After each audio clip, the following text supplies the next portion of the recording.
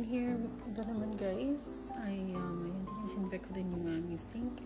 Siyempre, different sponge yan guys. Yung sponge na yan ay para sa sink lang talaga siya.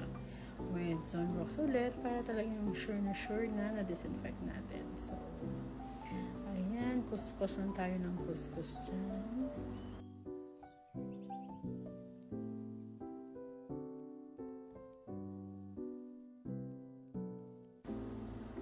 Ito naman guys, ginagamit ko na may Zonrox din siya, sabon, and then may pabango.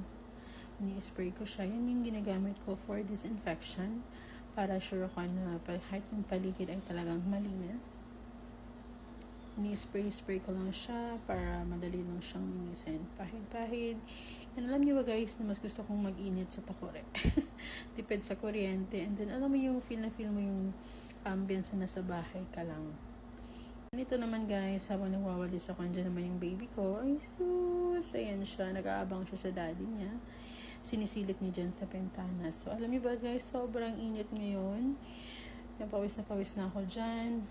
Nabaliktad pa yung damit ko. And here it is, our small kitchen. Ayan, nililinis, ayan.